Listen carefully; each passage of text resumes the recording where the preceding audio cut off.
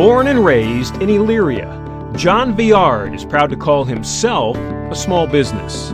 He has 50 years of experience to back himself, and his wife of 57 years, Joy, would be more than happy to share what she's witnessed alongside him. John is very appreciative of his family and where he lives. Well, I was in Lorraine when I got out of the Navy. I went to work, I got home on a Sunday, went to work on Tuesday at the finance company. And at that time in the 1960, the streets were still bustling. All the stores were full, people were doing business, a lot of traffic and people on the street, and it was fun. John has a knack for being able to drive down the street and notice a building with potential, find a space that deserves a second chance, or even revitalize an area which brings people out in huge numbers. Oh, probably the Antlers Hotel renovation. That was ready for the wrecking ball. And I only casually told the City of Lorraine Community Development Director, Senator Prudhoff, that the building could be saved for a lot less than they were projecting. And next thing you know, I was on the front page of the Lorraine Journal saying, I'm going to save the Antlers. And in the end, we did. And it's been 35 years, and the building is just as nice today as it was 35 years ago. And the community response was excellent at the time. We had an open house, and we expected perhaps 1,000, 1,500 people to show up.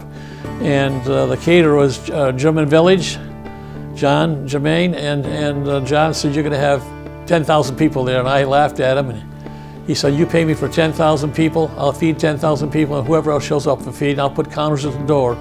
And we had over 24,000 people show up that day. Had traffic jams in front of the building. There was 2 wrecks out front. It was amazing. John says the best thing he's ever learned is not to take himself too seriously.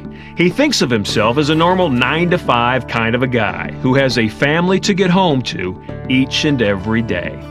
Well, it's amazing because I'm not that brilliant, but I've been fortunate enough and I have the good judgment. I surround myself with good people. My employees are very competent, they're very loyal. I give them proper direction and I get out of the way and let them do their jobs.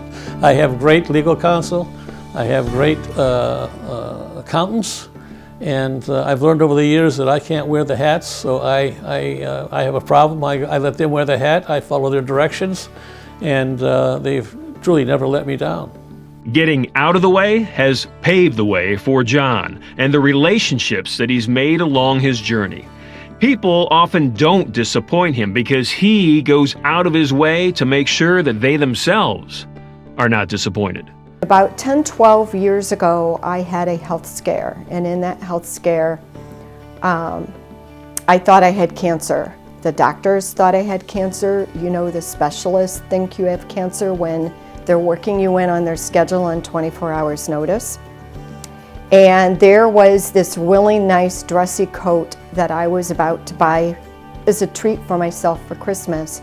And I canceled the order because I felt, well, I have cancer, I need to marshal all my resources so that I can, be prepared for whatever comes across my situation to make sure that I get through this diagnosis.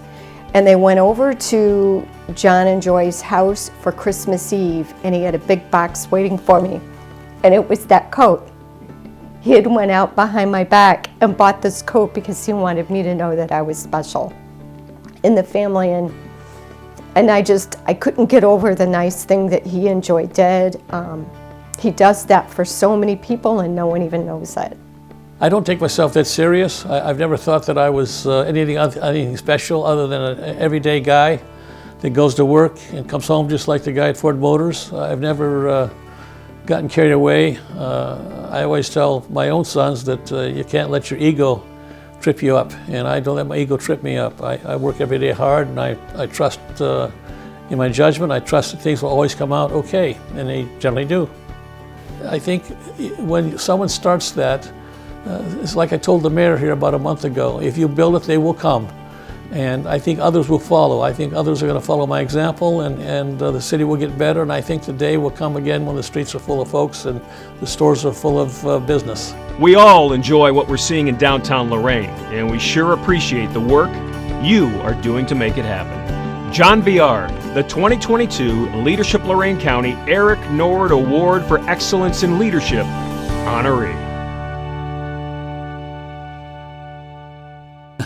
Needless to say, winning this award has been overwhelming to me. I never dreamed or sought such an award. I never dreamed that what I do would be recognized as beneficial and to the extent that it has been. And I humbly accept the award. I thank the folks that were involved who took the time to study what I've done, study what others have done in the community, and selected me to receive the award. And very much appreciated. The family appreciates it, and some of the people most excited are my staff in the office. They can't wait to participate in this event, and are really impressed with the fact that their boss is the #1 guy in the county this time. And I just want to thank everyone involved. I'm very appreciative of it, and I can't say any more.